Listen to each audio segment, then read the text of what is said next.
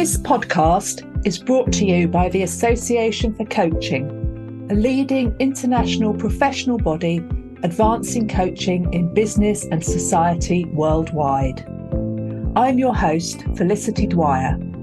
I'm a coach, facilitator, trainer, and author of Crafting Connection. In this series, I'm delighted to introduce you to coaches and educators who bring their expert and varied perspectives to the theme of working with the whole person in coaching. We'll explore psychological frameworks and practical approaches that can help you increase your impact as a coach. Welcome to the first episode in this series with Aubyn Howard. In our conversation, we discuss what psychosynthesis coaching is and why it is so relevant for coaches in these times. We look at how this psychological model can support coaches who want to work at depth and how it can help them help their coachees to connect with a higher meaning and purpose. We also discuss the importance of a coach's own personal development and reflective practice. Aubyn is the co-founder of Psychosynthesis Coaching Ltd and the director of coaching at the Institute of Psychosynthesis, where you can study for an MA in Psychosynthesis Leadership Coaching.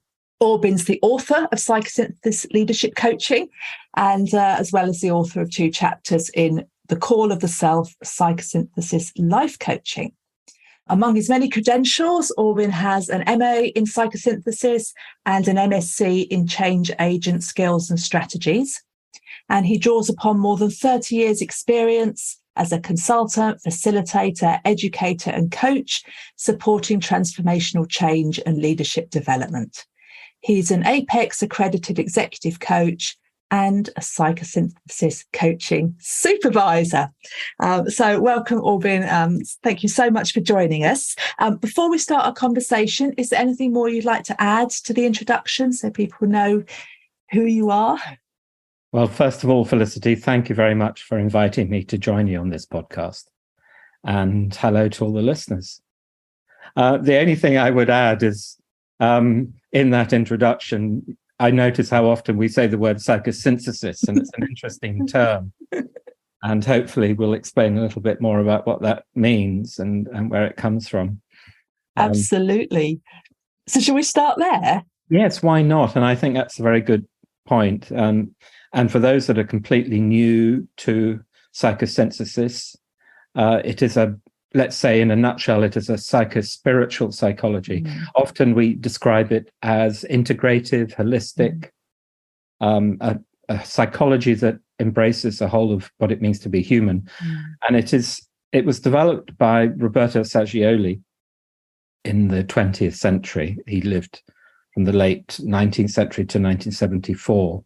In many ways, he follows on from Jung. So if you're familiar with Jung, you might think of psychosynthesis as a further development and integration of other approaches. He also was a colleague of Abraham Maslow. So a lot of people may be familiar with Maslow as one of the pioneers in humanistic psychology. And together, Saggioli and Maslow created or started the embryonic movement of transpersonal psychology. So that's a sort of brief introduction, but that's there's been 50, 60 years since then. So it's interesting in terms of how psychosynthesis has developed and how we're now applying it to the world of coaching.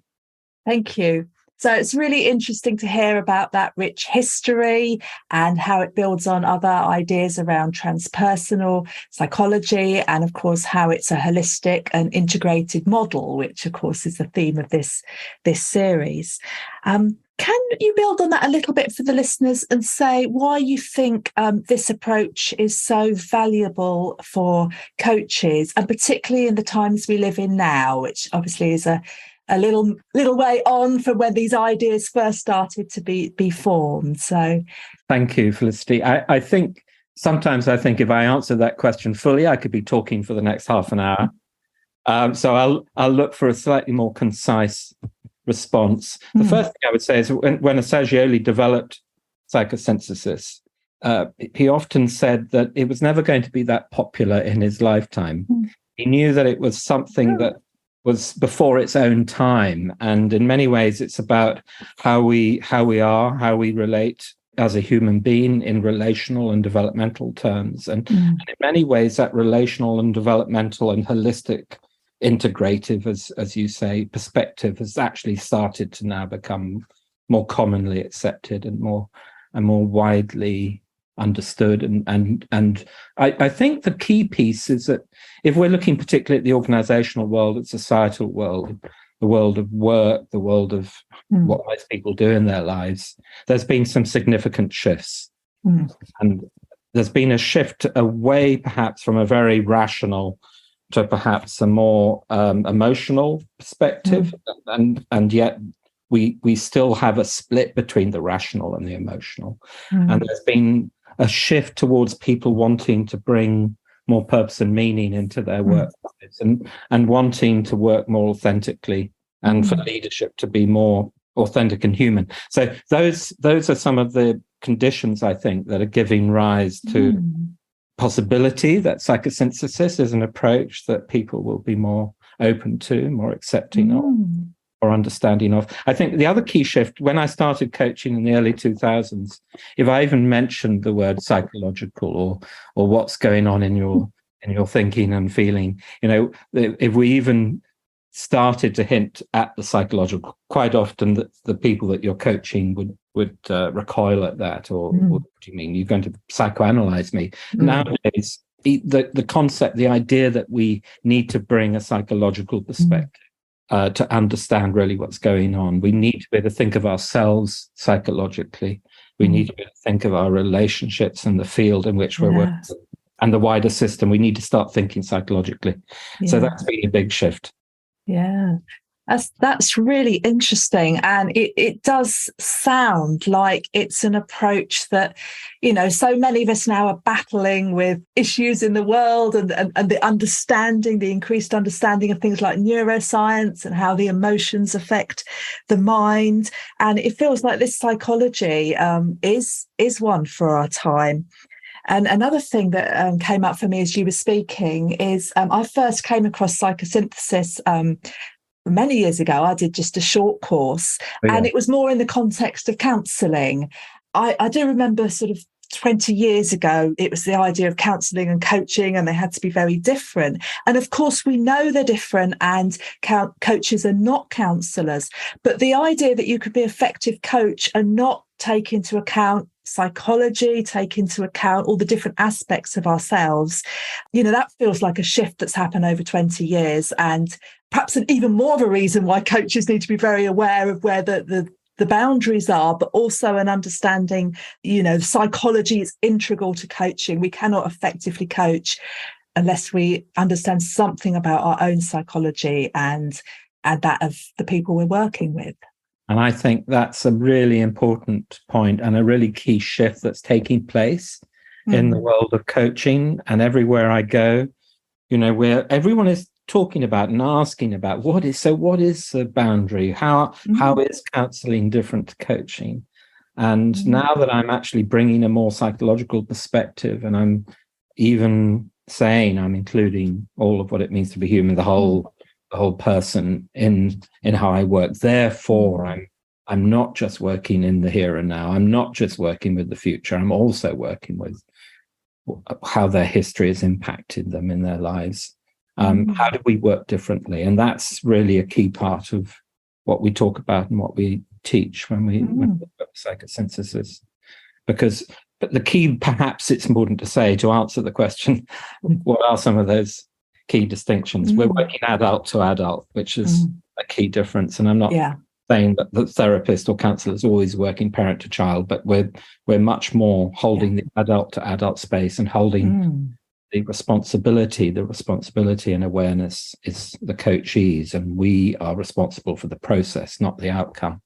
That's really important. But we're working in the present, we're working in the here and now, we're working at what we would call a personal level of psychology. And this is where Assagioli's model of the psyche comes in and the egg diagram comes in, which includes not just the personal or the humanistic or the level of the I or the personality, however we describe it, whatever your reference points are from a psychological understanding or background, but we're also including the pre-personal and how that shows up in the present, how that shows up in our behavior, our limiting beliefs, where we get caught, as well as our transpersonal. And this is, what we refer to as the higher unconscious or the transpersonal self, and how that shows up. So we're always working in the present and with the conscious self, as it were, but we're also including within that how the rest of consciousness shows up. Now, that's a very big idea in terms of how it actually looks. That's what we work with, and that's how we practice. And you mentioned Assagioli's egg diagram, which is the famous model, and the personal, and you talked about the pre-personal and the transpersonal, and I'm aware the self is in there somewhere. Can you just say a little bit more about the egg diagram and that psychological model that you're working with? Okay, and I'm conscious that we're in a podcast here, and this is where visuals become very useful. But I'm sure any of the listeners can find an example of the egg diagram online and might find that useful to look at as we're talking about. So basically, the egg diagram is a structure. It's a model of the psyche, of the human individual psyche, and yet at the outside of the egg is the collective unconscious. So the other piece here that is really important to include is that we're working with the individual consciousness and unconsciousness, and at the same time we're including within the model the collective unconscious, which is, of course, is where Jung was very important in introducing and exploring the collective unconscious. But then within the egg itself, as you were saying, we've got three levels. We've got the higher unconscious, the transpersonal level of psychology, the middle unconscious, the personal level, and the pre-personal or the lower unconscious. And then at the center of that, we have what we call the I and the field of awareness. And that's our experience of who we are. And as we identify and disidentify with everything that's going on in our lives, we have that experience of the I. And we often refer to that as an experience of being the observer or the witness, the contents of our lives, rather than just being swept along in the melee or the currents of our life. That we have those moments where we step back from being caught up in everything that's going on in our lives, and we have some awareness of the wider field of consciousness around us and all the elements that come in and out of that from within ourselves and from outside. There's a brief description, and as you said, there's also the self. So we talk about the self with a big S, or the higher self, and we usually place that at the top of the egg diagram, and there's a dotted line down to the I, or the conscious self. And what do we mean by the self? And different approaches, different psychospiritual approaches will name that differently. Some will talk about it in terms of the being, or who you most essentially are, or the true self. Those are some of the ways that we might think about that. But for the most part, the self, our most essential being, is too powerful, is too much to experience on a moment-to-moment basis. So it's actually outside of the field of awareness, but it comes into our field of awareness. Thank you. So we're entering the world of psychospiritual psychology, and there's a lot. We'll come back to coaching. I just find this is really interesting. I think you did describe that really clearly, given it's only audio, and particularly I think that description of the self as being the field of awareness, or the observing self is a term that I've tended to use for that. And also there's so much that comes into awareness, and it even goes beyond the individual in looking at this wider context. So it's truly an integrated and holistic psychology. And just to add to that, as you were saying, you're talking about self and the capacity to witness, to observe. And in many ways, what we're doing in coaching, so it's a very useful model for coaching, because in many ways what we're doing in coaching is developing the coachee's capacity to self-reflect and to take a step back, and to develop that capacity to witness and to observe. So we talk about the process of identification and disidentification. We talk about how we identify. First of all, we have to realize where we are identified. with our thoughts and feelings, with our body, with our mind, with different parts of ourselves, whatever it may be. And then we can actually, through that process of becoming aware, we can then create some psychological space and distance and choice. Yes. So when we recognise that we might be identified with certain aspects of ourselves and take a step back, we're then able to reflect or observe or change, make those changes. So coming back to coaching, so what are some of the ways in which a coach can help their client disidentify with different aspects of the experience that may not be helpful to them? So in many ways, this is the content of what we're working with in coaching. So whatever the coachee is bringing, whatever the context of the relationship, whatever the outcome is that you're creating as a direction or a goal for the coaching. And then as you start to work towards that, you will start to become aware as the coach and also the coachee of what comes in the way, or what is blocking, or what is stopping, or how perhaps different parts of ourselves can sabotage or can hijack what you're seeking to bring about. So the first thing that you're doing as the coach is you're mirroring back, you're creating some awareness, you're actually modeling the capacity to self-reflect. And there are, of course, many different ways that you can then support and develop the coachee's capacity to self-reflect. If nothing else, we ask them to keep a journal, we ask them to reflect on a moment-to-moment basis, but also on a sort of week-to-week basis in terms of what's coming into their lives, and then bring that back into the coaching space. So what we then start to particularly look for as a psychosynthesis coach, we're working with the here and now, but we're also working with what's in potential. We're also listening for what is emergent, what is perhaps waiting in the wings of this person's life. The thing about the psychosynthesis coach is that we're working both explicitly and obviously relationally. We're engaged with the coachee. So we're following whatever it might be. It can be a grow process model, for example. We're following a way of working and thinking with the coachee. But at the same time, we're reflecting inwardly.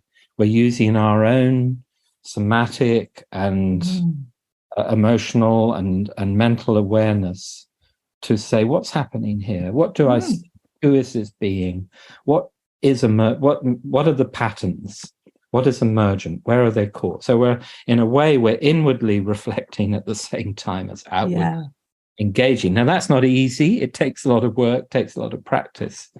But then what we might be seeing is we might hear a particular mindset or limiting belief. And we might start to notice a pattern that's coming up. And then we might invite the coachee to reflect on that. So that's one way we work. The other way that's most commonly, that's often associated with psychosynthesis, is what we call parts work. We identify what's that part of you that's stopping that? What's the part of you that's going to make that possible? And we don't even need to introduce parts work, because people talk about there's this part of me that does this, there's this other part that does that. Yeah. We're picking up on that. And we're starting to help the coachee inquire into those different parts of themselves. Those are two obvious and fairly simple ways that you can engage with in even just a very short coaching session: mindsets, limiting beliefs, and parts. And I'm sure a lot of coaches from different backgrounds will be familiar with that.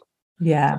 What we're looking at then is what's the context of all of these different parts and mindsets and beliefs within perhaps the story of who this person is, and what is perhaps emergent for them, and what is their heart's desire? What do they really truly want to become or realize in their lives? So we're also starting to look at the much bigger picture alongside not just what they're bringing into their coaching space, but where are they on this journey of self-actualization and self-realization? So there's a lot there, is there, Aubyn? There's the working in the here and now, there's tapping in to our own, what we're experiencing as a coach, and if that could be in service of the coachee. There's noticing where the client refers to different parts of themselves and maybe inviting them to consider those parts. And is a wider holistic approach, and talked about who they're emerging, who they're becoming, the wider vision and purpose. So it sounds like you're working at different levels in the here and now, and also further into the future. Is this related to the trifocal vision? Is that part of, or is that another concept? Because my understanding of that was it looks at different time frames. So could you say a little bit more about that in coaching? So thank you. Yes. And trifocal vision is really holding a psychospiritual space. And in a way, it's also what we're doing all the time in terms of our awareness of the other person and who they are, and our awareness of perhaps what is in their potential, or what they are potentially reaching out towards. I talked about the emergent. So it's our awareness of the emergent. And in a way, that's not a clear or consistent notion. It's something that's always changing. We're always wondering, what really is this person about? What do they want? What are they? And then at the same time, we're sort of reaching towards, what is their higher self about? Who are they? At the same time, we're also connecting with, where are they struggling? Where are they caught? What are the patterns here? And what's that about?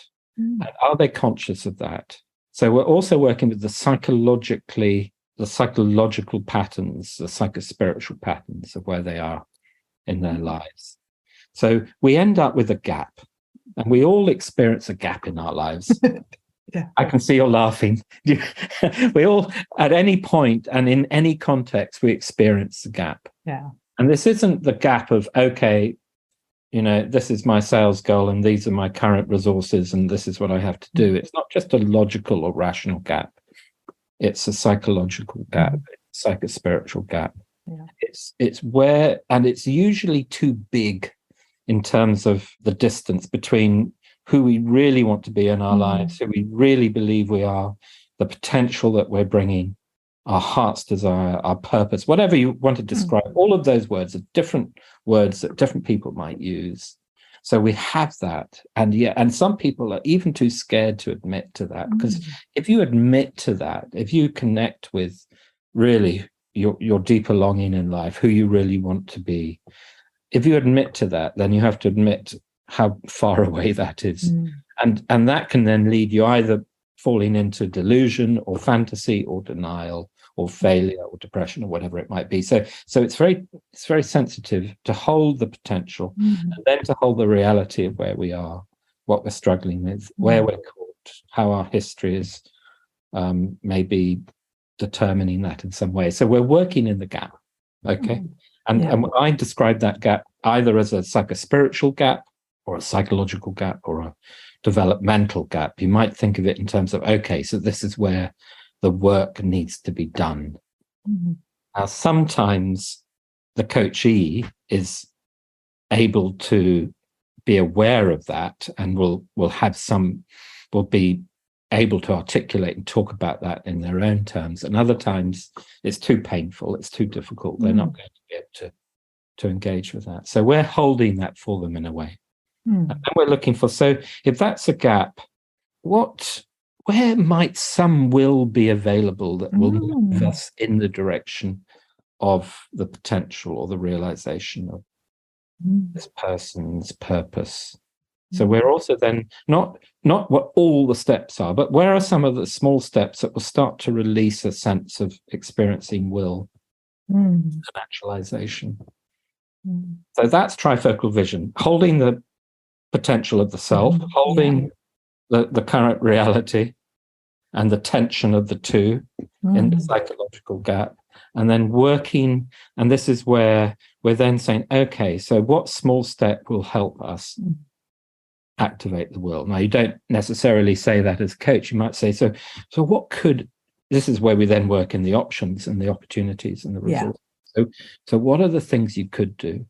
And what are the things that you can start with? And where might that make a difference? So that's where you then bring down your sights from perhaps too high in the gap to somewhere that's realizable. Yeah. Thank you. So that sounds very, very powerful. And if I reflect my understanding, and correct me if I've misunderstood. So you've got this, you're holding a curiosity firstly for who is this person. So you're really looking at the person as perhaps a multifaceted human being, yes. And you're holding that higher potential of who they could be, and you're helping them to perhaps see where they're stuck and small steps that they could take. So you're very much looking for what's emerging, not trying to bridge the gap or know what they need or any of these things. Or rationally work it all out. Yeah. We can do that at a bigger level. We do sometimes step back, and in fact, Assagioli's act of will is a model for thinking through actually, how does someone realize a goal or a purpose at a big level here? So we sometimes do take the sort of meta view of going, but mostly in the coaching day to day, we're working with the small gap in terms of what are the steps that take, and then sometimes we step back and think, okay, what are the bigger choices here? Okay, so we can move to different time frames as well, from focusing our vision on the next small steps through to almost trying to see the bigger potential or picture. We can maybe help them go between those different levels and say, would it help to take a step back and think about actually what's your purpose here, and what are your choices, and what do you need in order to make that happen? Yeah, that's so important, isn't it? So bigger vision's exciting, and it can give us that sense of our potential, and smaller steps, and accepting that this is the next step and this is the next step, and over time we do start to transform if we're willing. That's beautiful. Something else I really want to ask, because you mentioned it a few times, and I know it's important to this model, which is the will. Yes. Can you talk a little bit about the will and how, as coaches, we can help people to perhaps activate their will? And it's interesting because I'm tempted, as soon as you've mentioned the will, I'm thinking, actually, because the will is quite an abstract concept, and for the most part, it's quite a difficult thing to talk about. And Assagioli used to say, you can't study and analyze and academically write about the will, but you know it when you're experiencing it. It's an experiential reality. And when we're connected really to our own will, say the will, we talk about the will of the higher self or the will of the self, as opposed to perhaps how will gets caught in different parts of ourselves, and particularly the driven parts of ourselves that are very much caught up in the systemic forces of society and the organizations that we're part of. So for the most part, I would say will is not freely engaged with or expressed. It's how we're reacting to, or how we're driven by circumstances or by our history. So in a way, we're making a distinction between the will that we tend to experience on a day-to-day basis and that experience of connecting with our higher purpose, or our sense of actually what we're trying to bring about in our lives. And when that gets engaged, a whole bunch of stuff starts to happen, and a whole bunch of things start to move. So I don't know if that helps. I know where I was going to go. I wanted to talk about, actually, we live in this world, and we talk about it often in terms of the VUCA world. I don't know whether we touched on that before, but the volatile, uncertain, complex, and ambiguous world.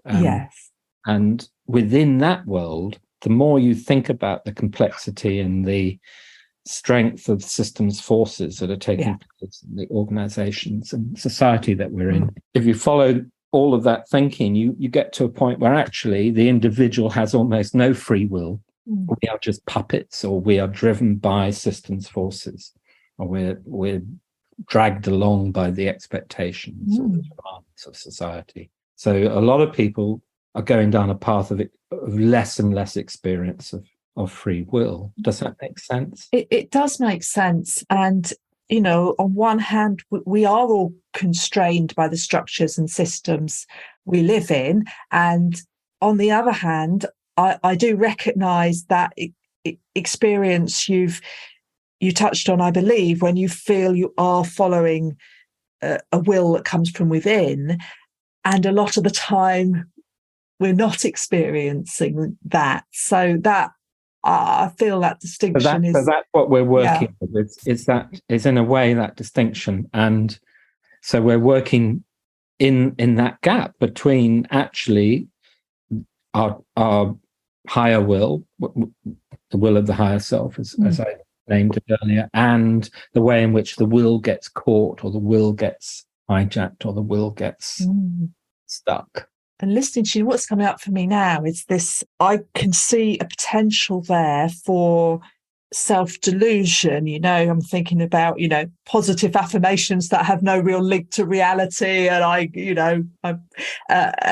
and that seems to me to be quite a subtle and interesting area. So what is, what can't we affect? Perhaps recognition of really what we can't affect. What do we have to work within, and how do we access that ability to change and do what we can do to self-realize or to become the person we want to be? Is that making sense? Because I think there is a potential there for delusion, and what you're talking about with that inner directed will sounds like the opposite. It sounds like something that's really sort of genuine and coming from within. And it's interesting, Felicity, because I think if you look out there into the wider space, not just coaching, but psychology, pop psychology, and everything that's on the internet, there are a million or thousands of solutions and ideas. And if you just follow this, if you just did that, if you just follow these 5 simple rules, then you will realize your true potential and achieve your purpose. So in a way, the most common response to the VUCA world that we are experiencing today is a denial or a desire to actually avoid the complexity and the difficulty of what we're actually experiencing, and to go towards simple answers. There's a paradox here, because actually the reality of connecting with will and with higher purpose perhaps is very simple, and it is there all the time, available to us, and we do have the capacity to link to it. But the work we have to do isn't always easy, and that perhaps is the piece that we have to embrace, that actually it's not a simple quick fix or silver bullet. And in many ways, it's interesting. I was going to bring up the term coaching at depth, and which is a good way of describing what psychosynthesis coaching means, in terms that doesn't use the word psychosynthesis. So coaching at depth is a good way of describing coaching it. At depth. And in many ways, it's juxtaposed with what a lot of people want or think they want these days, which is simple and quick answers. So it's saying we do have to do the work, and it's not just a superficial answer to what we're trying to do. And it doesn't mean that we can't connect and we can't bring about something in a simple way as well. So there's a paradox in there somewhere. Yeah. So it's one thing I heard you say, and is actually we can connect with the will, and maybe there's when we recognize what might be getting in the way, perhaps that's a first step towards it. And when we identify with the observer, maybe that gives us more choices. And you talked about coaching at depth, and we can work on, I'm sure, the practical problems that people bring to coaching about wanting to be more effective at this or make a decision, and bring in more of that higher purpose. So that's what I'm picking up from this again, at those different levels of working, but holding that deeper appreciation for the clients and their potential, and not getting too caught up in just the problem itself, rather than perhaps some of the deeper things that are contributing to the problem. Absolutely. I'm going to move on now to ask a question about the coach, because clearly working at depth, it is an approach that requires integrity, self-awareness, understanding in the coach. And we know it's really important to work at an appropriate level of our training and our understanding and our ability to hold a space. So what lessons, and I know you train people in this and have a lot of experience, but for somebody listening who's intrigued by this, what do you think a coach can do to really help themselves, just in a little way, just that small step from wherever the listener's starting point is, to further develop their ability to work at depth? So you've asked a very big question. And the first thing I would say is that, as we talk about coaching at depth, the starting point perhaps is a commitment to realizing that it means a commitment to your own personal development, to your own reflective process. That there isn't a point at which you've done all the work on yourself and you start to then work on people. And so it's almost opening up to the possibility that you're going to be continuously working at an ever increasing level in terms of your own reflection, your own capacity.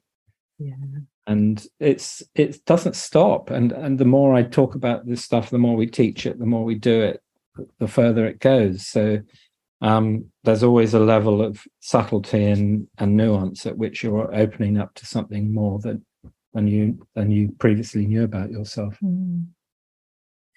So partly it's around that commitment to personal development and the continual development of our own capacity to work with clients. And that's something that's exciting about coaching. I think the fact that this is work that if you're committed to your development, you can increase that.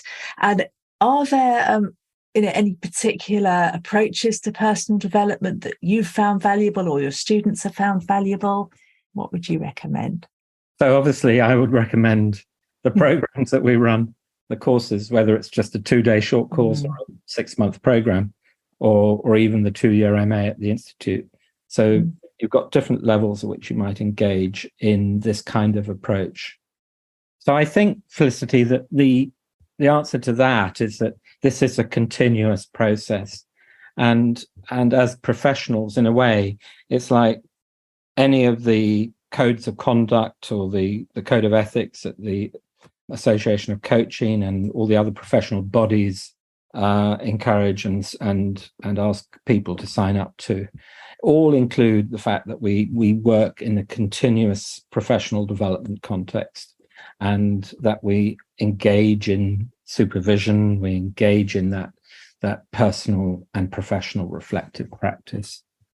And I think that's the starting point, is realizing that we can't just do this in our own mind, in our own way. We have to work with others. We have to bring ourselves into whatever it might be, the supervisory context. We have to come back into different training and personal development work, and whatever that looks like. And we all are drawn towards different things and different modalities, and in a way, we're all integrating our different understanding, our different learning, our different experiences within our own professional context. And I mean, I just couldn't agree more that importance of that ethical practice and personal development. And what do you think, if anything, psychosynthesis brings? If somebody's thinking, I want to do some more training, and I'm always asking myself that question, so I'm asking for me as well, what do you think psychosynthesis in particular could offer? Why might people choose to learn more about this interesting, wide-ranging, soulful philosophy and way of working, psychology, and way of working? Well, you've described it really well, and in a way it is a philosophy. It is about how we are and who we are and what we're about in our lives. And it is a psychology. It's a psychology of depth. And having talked about working at depth and coaching at depth, and having named that as perhaps a direction that we're going in with coaching, and that people want to be able to work at greater depth. They want to be able to work with their coachees at a level of perhaps not just the chaos and the crisis that they're bringing in from this VUCA world, and the complexity and the difficulties that creates both in the inner and the outer world, but they're also perhaps wanting to work at a more fundamental level of meaning and purpose, and quite often that's in terms of a crisis that is showing up, or point in one's life where one has reached a point of perhaps loss of meaning, aridity, and why am I doing this, and what do I really want to do? So that is showing up more and more in the coaching space, I would say. And whether or not the coachee feels able to bring that in and to fully open up, that's why we need to build a trusting relationship that allows for that.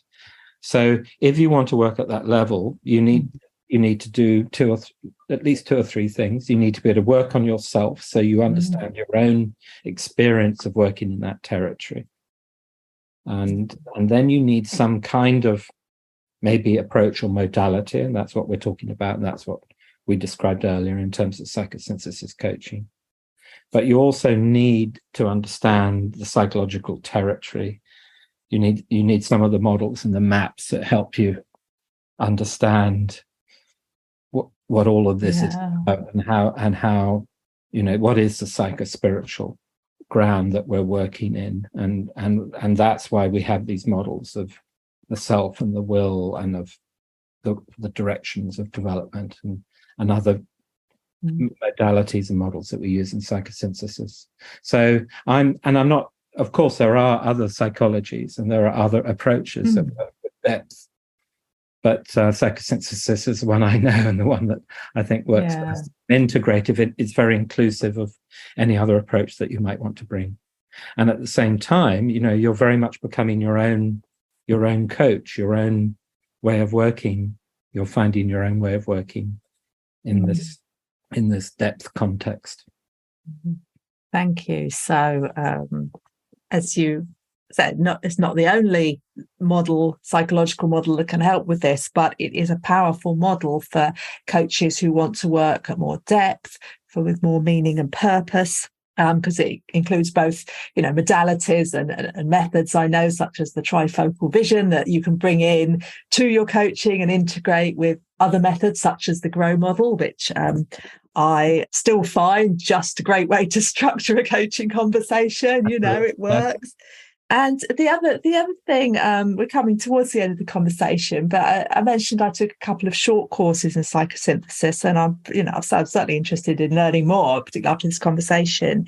But one of the things I recall from it is it used quite creative exercises as well. I remember doing drawing and incorporating movement, and so that was an aspect that appealed to me as well. And I imagine that training in a psychosynthesis coaching approach will build confidence, perhaps, to bring in some of those tools. Is that correct? Is that my understanding or not? Absolutely. And one of the things you asked earlier was about the nature of the will, and the will actually becomes expressed through the psychological functions. And Sagelli's one of his other important models was what we call the star diagram. And the star diagram shows how the will then becomes expressed through the different psychological functions, which Jung had identified thinking and feeling, or thought and emotion. And he'd also identified the capacity of intuition and sensory awareness and the sensory function. And Sagelli added two more to that. He added the imagination and desire. And together they form a star diagram. Again, it would help to look at a visual or a diagram here. And perhaps the listener will do that. But that was one of the key innovations in Sagelli's model, was bringing the imagination in and the intuition in. And how they work together is also incredibly important. And so there's no limits to how we actually work with the imagination.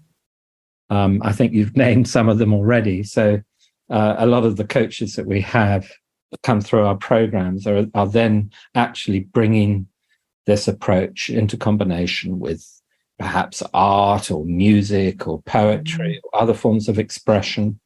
Others are bringing it into how do we work with nature? How do we work with the environment? How do we work in communities? There are all sorts of different ways in which you can combine coaching, perhaps, with the world of imagination and creativity, and how we also use that as a channel for our intuition. And all of that is about releasing and developing what we call the abstract mind, the part of ourselves, a part of our mind that is able to engage holistically, experientially with what is going on, rather than analytically and by reducing or breaking down things to control them. I'm hesitating to mention the name Ian McGilchrist and his book, The Master and His Emissary, and some of his other works that's followed on from that. But in many ways, he talks about the intuitive mind and the analytical mind, the left hemisphere of the brain and the right hemisphere of the brain. Yeah. Turn them around in the other direction. And actually, in many ways, what we're doing, the psychosynthesis, is we're opening up the right hemisphere. We're working with our capacity to engage the holistic or gestalt perception and experience. Yeah, and I really like that, maybe as a point to start ending on, because to me that describes the way in which some of these ideas link to neuroscience as well, and the fact that our brain is what does a lot of this, and that left and right brain and the work of Ian McGilchrist, I think, has helped to understand that at a much deeper level, rather than just quite a simplistic left right brain idea, but the real difference and synthesis and how the brain works. In many ways, psychosynthesis is an inner exploration of our psychological world. It's an inner inquiry into the psychospiritual dimension.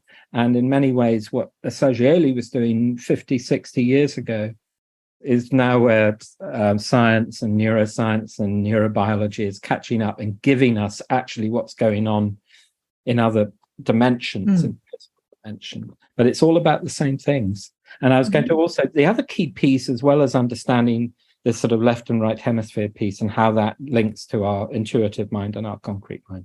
The other key piece is the discoveries that are taking place in neurobiology and understanding our nervous systems and the importance of our bodies. And obviously most coaches come across different somatic approaches, and that's very, that's a very popular approach and area to work in at the moment. But it is really important, and this is why, in a way, the body is the starting point for all our work. And I'm talking as someone who has spent most of their professional adult life working primarily with the mind. So one of the interesting journeys that I'm going on here is, how do I become more embodied? How do we work in a more embodied way? How do we work? How do we draw upon the sensations? How do we draw upon our inner signals? How do we work with this neurological system that we are endowed with? And that's so, as well as actually catching up with some of the stuff around actually how do we open our imagination and to our intuition, also how do we connect to our bodily and physical connection, and through that obviously to the wider connection with the rest of humanity, with the planet, and with everything else. So in a way, we have a framework here which actually allows for a much wider holistic connection.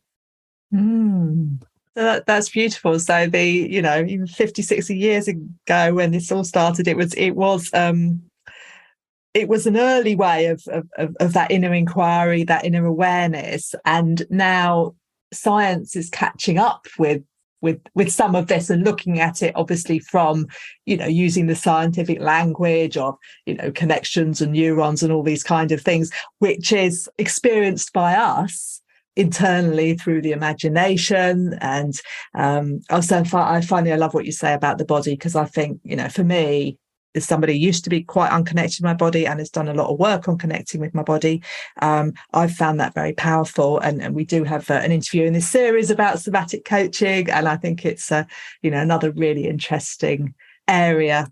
And again, just loving the fact that this, the psychosynthesis approach is so holistic and integrative and brings in so many aspects of the human psyche and experience. And is a valuable approach for coaches to explore. So thank you so much. You said that really well. So thank you for summarising that. I would like to recommend your book, Psychosynthesis Leadership Coaching, if people want to just have a next step into learning more. And how can people work with you, learn more from you? Thank you very much, Felicity. Well, of course, I would recommend my book, and you can find it on most online booksellers, including Amazon. And I do write a series of blog posts, which you can also find on our website on psychosynthesiscoaching.co.uk. I also post those on LinkedIn, like most people do. And then beyond that, really there are different ways of starting this journey and different ways of drawing upon psychosynthesis. But I would always suggest, if you're new to it, to maybe start with a short program. And we run a series of 2-day workshops. And you can take them one step at a time. So you can take 2 days and then another 2 days, and then you can move on to an accreditation program. And then the Institute runs a 3-day fundamentals in psychosynthesis, where you really start to experience all of these concepts and ideas in a personal way, in an experiential way. So that's also a starting point. And I just love talking to people about actually where they are on their journey. And for me, it's always both, where am I on my professional journey as a coach, as a leader, as a leadership coach, and where am I on my personal journey and my own personal development. And one of the things I love is that we actually have different people coming into our workshops from quite different backgrounds, and it's the cross-fertilization and the synergy between them that really creates a whole new collective intelligence. And I think that's the other key piece that I haven't named yet, which is collective intelligence. We're trying to build something. We are collectively coming together to create some intelligence that is needed in the world that we experience today. Mm-hmm. And perhaps is needed by the leaders and needed for the leaders that are having to adapt to and take on the challenges that we're facing. Thank you, Aubyn. And the emotion that came up for me when you were talking about that was hope. Hope for a more soulful, integrated way of being. So thank you for that. Thank you so much for your time and for sharing so much of your expertise and insights. I've really enjoyed this conversation. Thank you very much. Thank you, Felicity. I've really enjoyed it too. And thank you for the opportunity. And just to say, any listeners that want to get in touch with me personally, I'll always welcome a chat. So just get in touch on LinkedIn or on my website.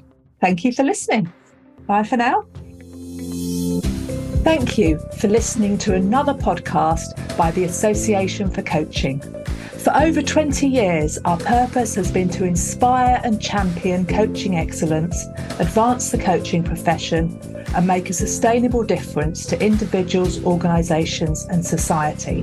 To find out more about the AC and our member benefits, follow us on LinkedIn or visit our webpage at associationforcoaching.com. Explore our new digital learning hub and enjoy our extensive library of on-demand webinars, signature programs, member benefits, interviews, podcasts, and a portfolio of live events featuring thought leadership, tools, models, and the latest industry trends to help you develop and increase your coaching expertise.